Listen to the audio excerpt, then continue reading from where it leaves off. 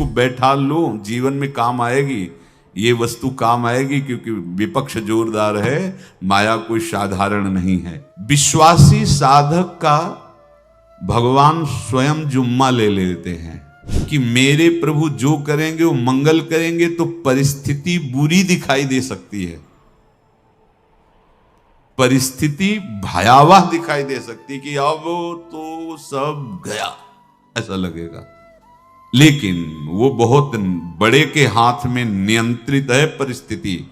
देखते देखते उस परिस्थिति का परिणाम निश्चिंत, निःशोक और निर्भय कर देने वाला हो जाएगा। साधन पथ पे हम इनको आदर्श मानकर चले तो बहुत जल्दी आनंद आ जाए। अब हमें किसी भी अड़चन से कोई भय नहीं, किसी भी अड़चन से भय नहीं। आप ये खिलवाड़ मत समझे, किसी भी अड़चन कोई तुम्हें नहीं रोक सकता आप श्री जी से मिलने के लिए। साधक 3 बातें आरंभ से देखे कि हमारे जीवन में आ रही हैं कि नहीं। पहली बात, भगवान पर पूर्ण श्रद्धा विश्वास।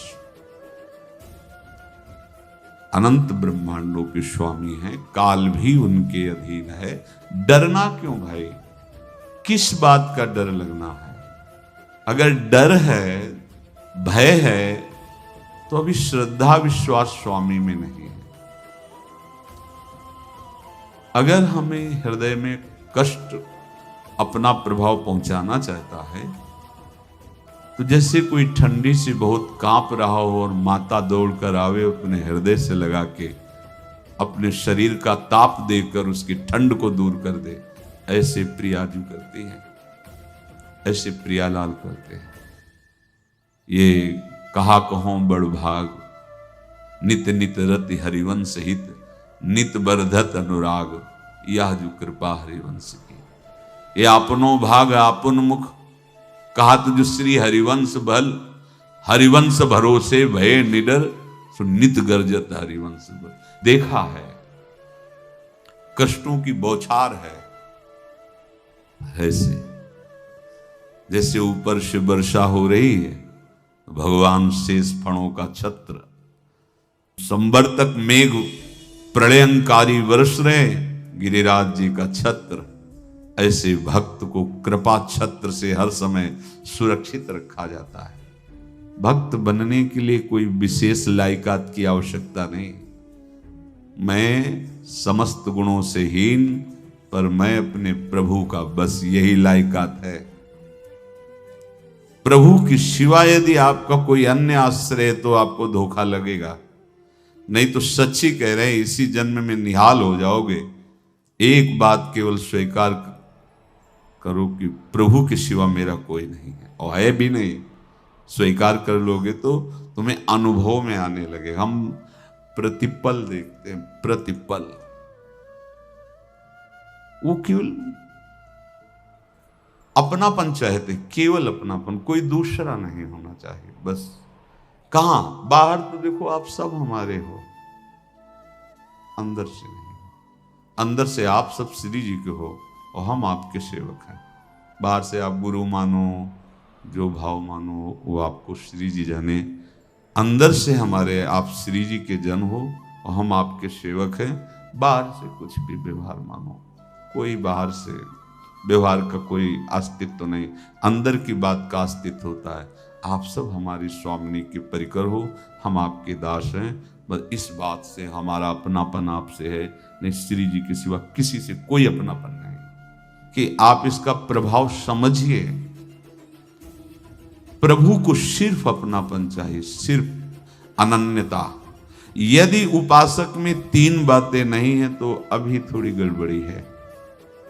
पहला, दृढ़ श्रद्धा विश्वास, दृढ़ श्रद्धा। अब नहीं, अब नहीं, अब नहीं, अब तो हाथ उठने का समय आ गया। अब क्या, अब नहीं, अब गाहक मत फंसाओ, बाजार बंद करो, हाथ उठा लो, चलो अपने घर चलो, समय आ गया, घर चलने का समय है। नहीं तो कलयुग अपनी बाजार ऐसी फैला देगा कि भूल जाओगे कि घर भी जाना है। दूसरी बात, जो गुरु ने भजन दिया उसमें तत्परता, सच्ची मानिए। जीवन भर कभी इस प्रमाद को गुरु कृपा से आने का अवसर नहीं दिया गया कि चैन से सोए हों और चैन से खाए हों। पूरे जीवन कभी सुविधाओं को स्वीकार नहीं हुआ, पर साधन मार्ग में कभी भी शिथिलता नहीं हुई, तत्परता है।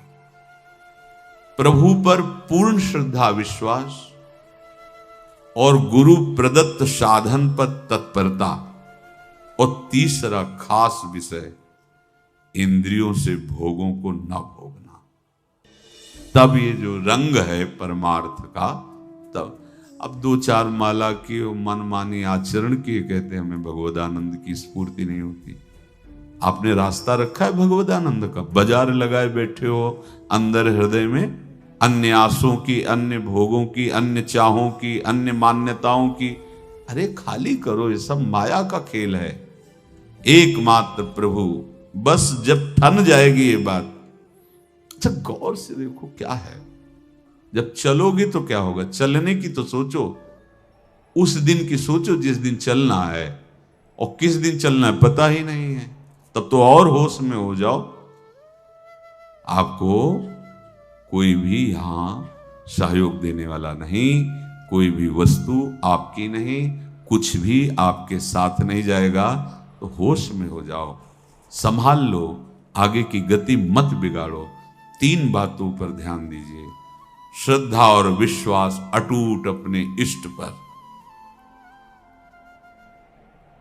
दूसरी बात, हमारे हृदय में जो गुरुदेव ने उपासना का बीज रोपण किया, तत्परता।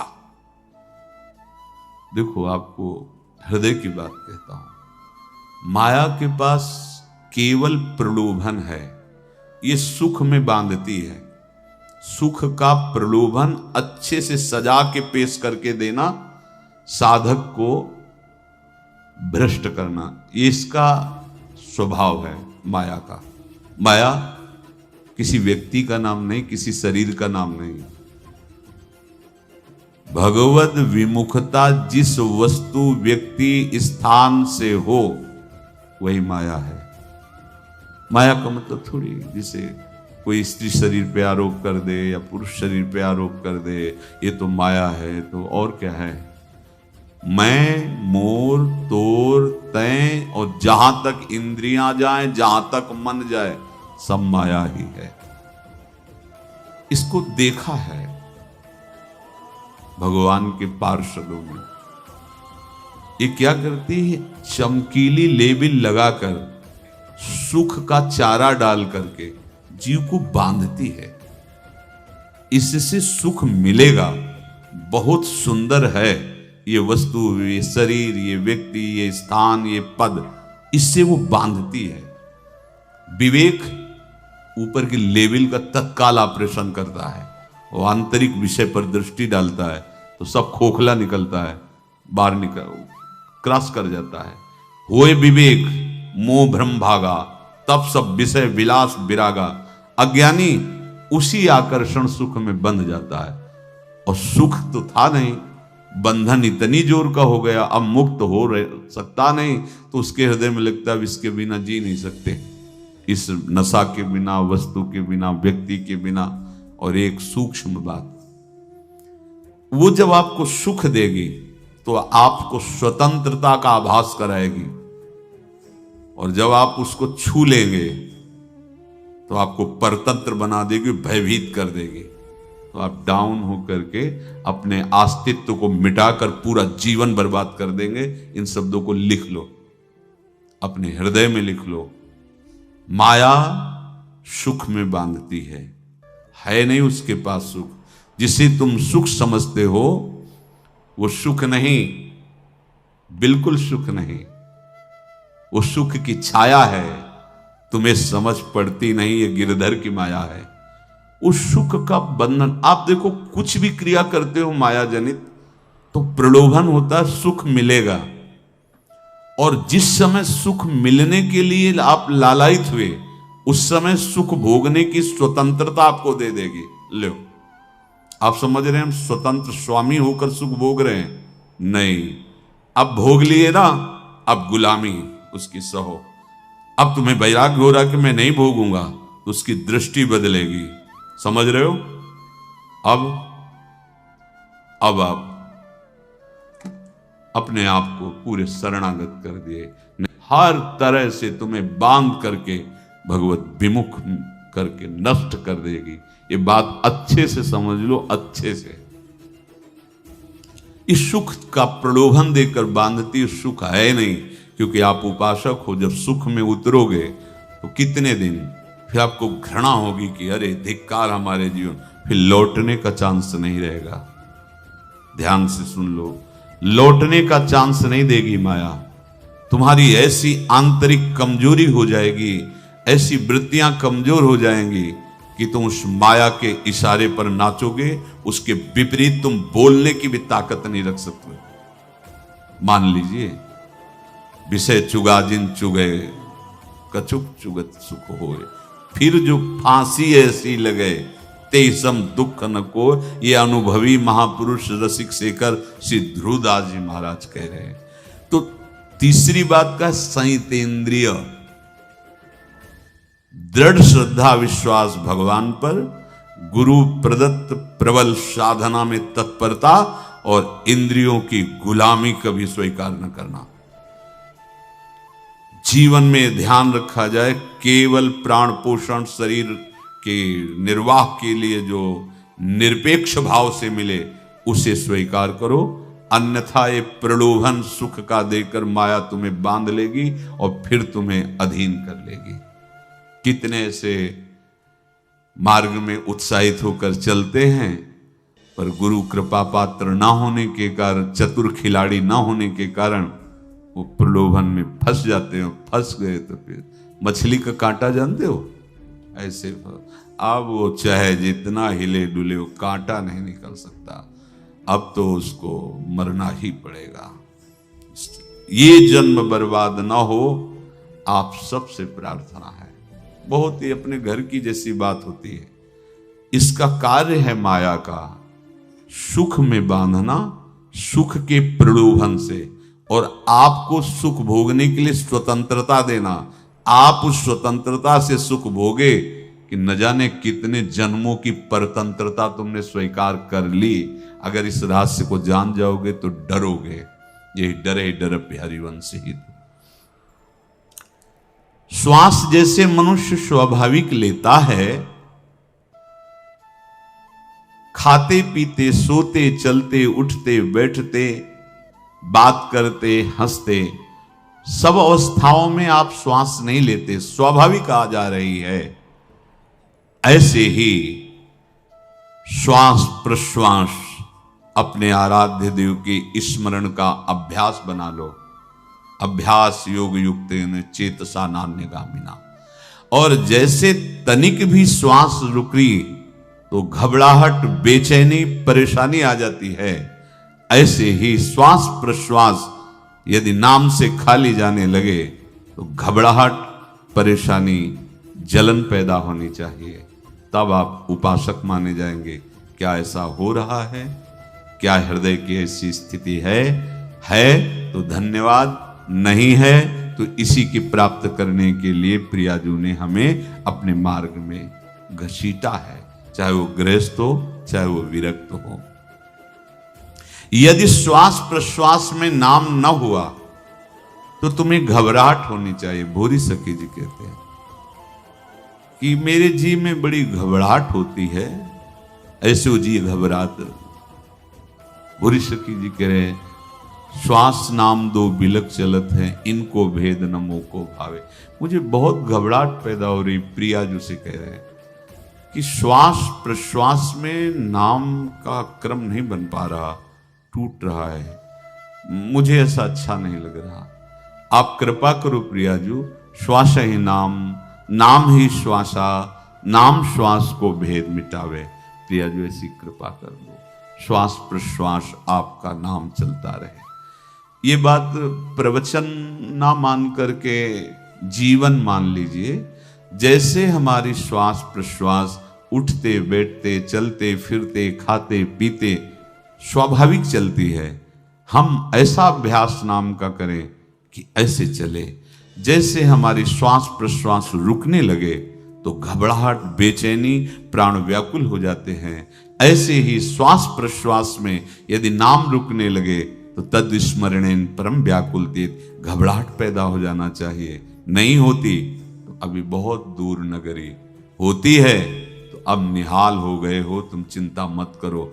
आगे का जो दिव्यात्मक स्वरूप है वो आना प्रारंभ हो जाएगा। रोम रोम रग रग बोले तब कुछ स्वाद नाम को पावे, यही सारा वैभव प्रकाशित हो जाता है।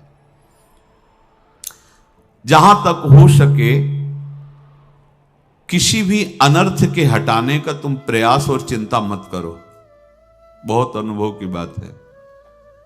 जैसे तुम कहीं फंस गए, गलती हो गई तुमसे, माया ने फंसा लिया, अब निर्भय हो जाओ। तुम्हारा अपमान होगा, तुम्हारी निंदा होगी, कुछ नहीं बिगड़ेगा, लेकिन पूरा जीवन बर्बाद नहीं कर देना है।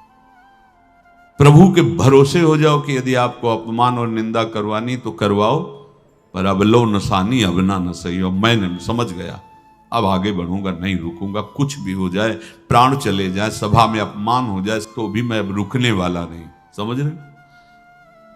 प्राप्त अनर्थ की निवृत्ति की चिंता में नहीं रहना तुम्हें। अगर तुमसे अनर्थ हो भी गया है तो तत्काल आगे बढ़ो। तुम्हारा इष्ट वो तो जान रहा है ना, तो पकड़ो उसी को।